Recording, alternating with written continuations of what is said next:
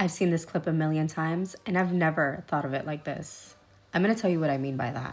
But first, you need to listen to what he says. With great power comes great responsibility. Initially, this was probably religion's take on manifestation, but they took it a little too far. Instead of teaching followers how powerful they were and how to use that power responsibly, they led with fear, shame, and control.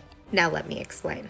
While my SP listened to his church's sermon this morning, I came to the realization that all religions have been teaching you is a form of manifestation. The pastor went on to tell a story of a single mother he met at the supermarket. She had prayed because she did not know how she was going to pay for groceries and feed her children. He said that he saw her struggling and the Holy Spirit spoke to him and he paid for her groceries. He goes on to tell everyone that this is what happens when you pray with faith. She didn't know how she was going to pay for groceries. She prayed, released all expectations. She had faith that it would happen. She took inspired action and she went to the supermarket. He was so in touch with Source, with himself, with God, that he heard her prayer and answered it. I start laughing and I go up to my SP and I tell him, baby, that's manifestation. He's like, yeah, you always say that.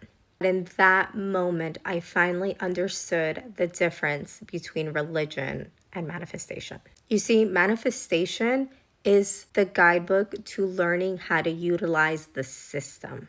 And religion teaches you how to use the system, but with conditions. In manifestation, we know that there's no good or bad. It doesn't matter what your intention is. If you focus your energy on something, then you release resistance, the universe will bring it to fruition. In religion, if you're a bad person or you have bad intentions and you ask God for something, you're not going to get it and you're going to go to hell, which we know is not true. Then why do bad people seem to always get their manifestations? It's because they don't falter when it comes to their beliefs. They have so much conviction behind what they want.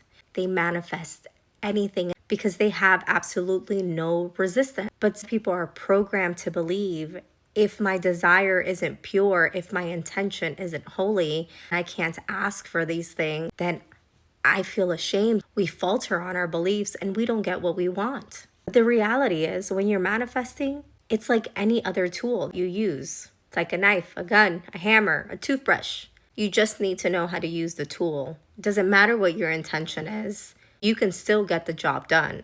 Religion has been villainized because it's used to control the masses. Inherently, I believe that when religion started, they understood using these tools like manifestation, divination. They knew that if people weren't taught to have morals, to have integrity, to be ethical, they would use these tools for self-fulfilling purposes and at times hurt other people.